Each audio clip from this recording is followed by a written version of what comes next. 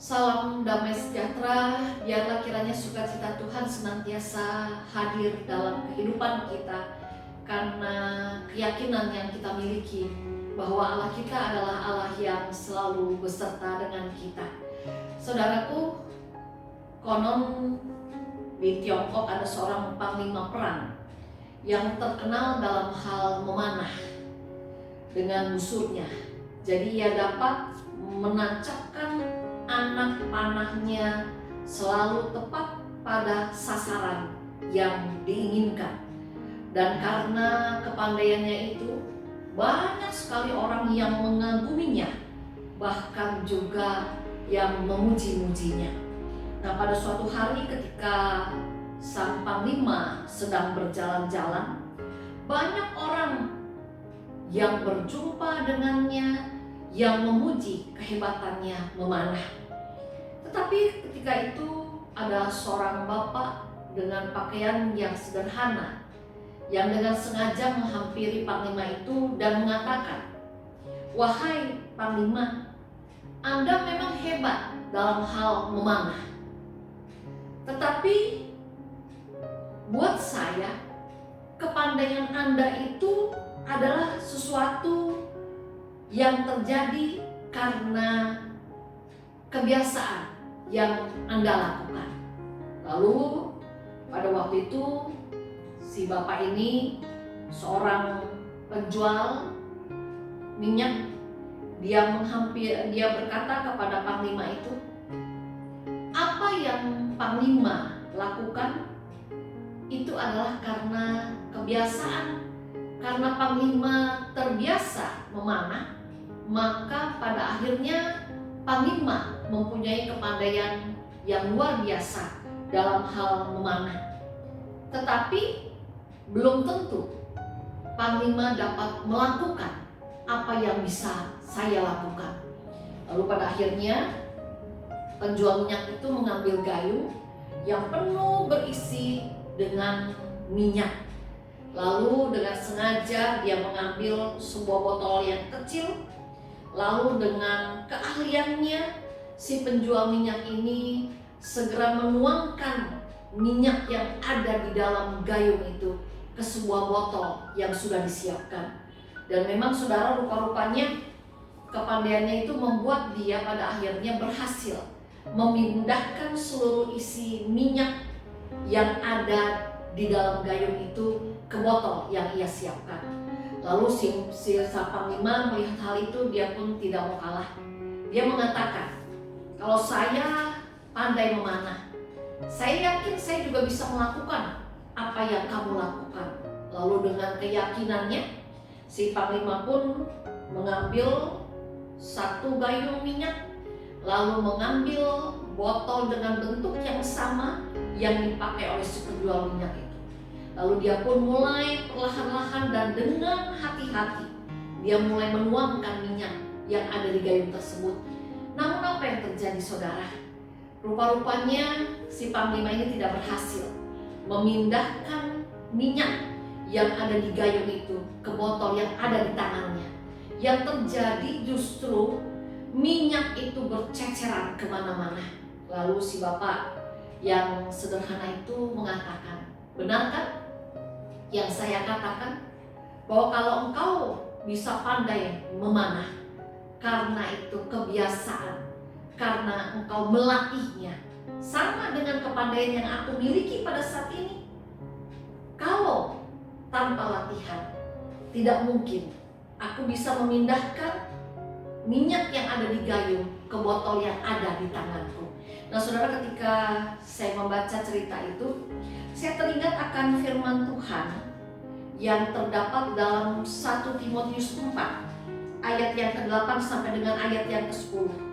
Yang demikian firman Tuhan, "Latihan badani terbatas gunanya, tetapi ibadah itu berguna dalam segala hal karena mengandung janji, baik untuk hidup ini maupun untuk hidup yang akan datang.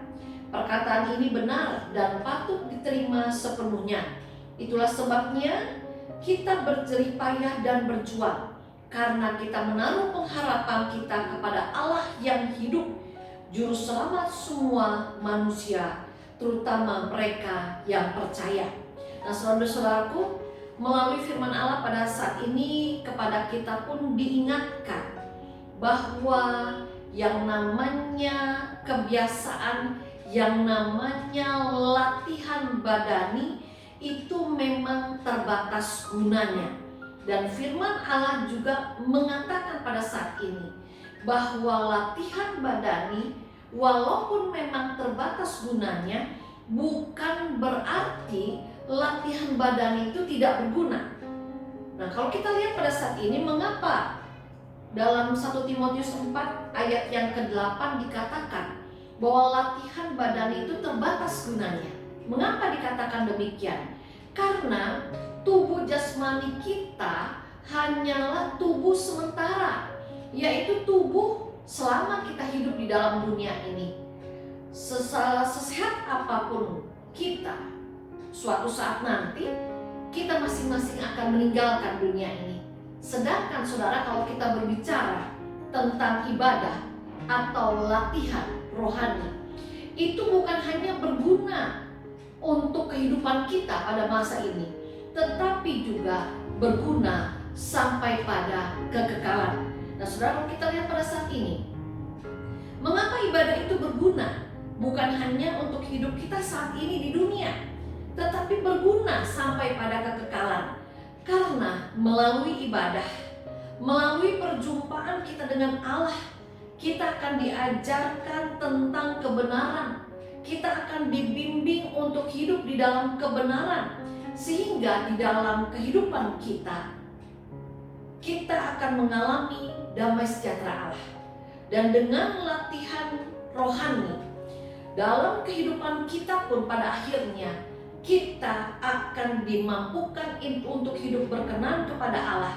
Dan dengan hidup berkenan kepada Allah, kita pun pada akhirnya akan dimampukan untuk keluar sebagai pemenang dalam pertandingan kehidupan yang pada saat ini sedang kita hadapi. Saudara, pada saat ini kita diingatkan kembali, marilah kita senantiasa menjaga dan memelihara, bahkan menumbuh kembangkan semangat kita untuk melakukan latihan rohani. Jaga terus, hidupi terus ibadah kita kepada Allah, baik ibadah secara pribadi maupun ibadah secara bersama-sama dengan saudara seiman. Mari jaga kegiatan-kegiatan latihan rohani kita. Jadikan itu sebagai sesuatu kebiasaan yang tidak dapat kita tinggalkan.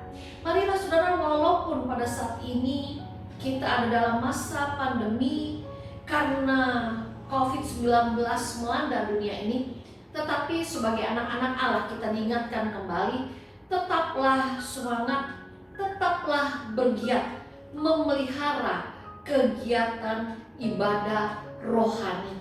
Marilah kita senantiasa menjaga agar ibadah kita kepada Allah tidak pernah menjadi kendur. Mengapa demikian saudara? Karena firman Tuhan mengingatkan kepada kita, latihan badani terbatas gunanya, tetapi ibadah itu berguna dalam segala hal karena mengandung janji untuk hidup ini maupun untuk hidup yang akan datang. Saudaraku, pada saat ini kita diingatkan kembali, marilah kita memelihara kegiatan ibadah kita, latihan rohani kita dengan sungguh-sungguh. Jadikanlah ini sebagai suatu kebiasaan yang tidak dapat kita tinggalkan. Mengapa tidak dapat kita tinggalkan? Karena selalu ada hati yang rindu untuk kita melakukan persekutuan dengan Allah. Saudara, pada saat ini kita diingatkan bahwa ibadah rohani, ibadah kita kepada Allah bukan hanya berguna untuk hidup pada saat ini, tapi juga berguna untuk kehidupan kita pada masa yang akan datang. Kalau saudara ini merasakan dan mengalami bahwa ibadah itu berguna, marilah kita menjaga, melakukan, memelihara kehidupan ibadah kita dengan sikap hati yang menghormati Tuhan, dengan sikap hati yang senantiasa mencari Tuhan. Dan biarlah kiranya Tuhan sendiri yang akan menolong saudara dan saya agar kita tambah hari, tambah mau menjadikan hidup kita secara keseluruhan sebagai ibadah untuk kita menyenangkan hati Tuhan. Amin. Kita berdoa. Bapa yang ada di surga, terima kasih untuk firman Tuhan yang sudah mengingatkan kepada kami bahwa ibadah yang kami lakukan bukan hanya berguna untuk hidup kami pada masa kini, tapi juga untuk hidup di masa yang akan datang. Di dalam segala kekurangan dan kelemahan kami, mampukan kami ya Tuhan, agar kami dapat menjaga, memelihara ibadah kami dengan baik, menjadikan ibadah sebagai kebiasaan yang senantiasa kami rindukan dalam hidup kami. Terima kasih Tuhan untuk semuanya. Di dalam cinta Tuhan Yesus kami berdoa. Amin.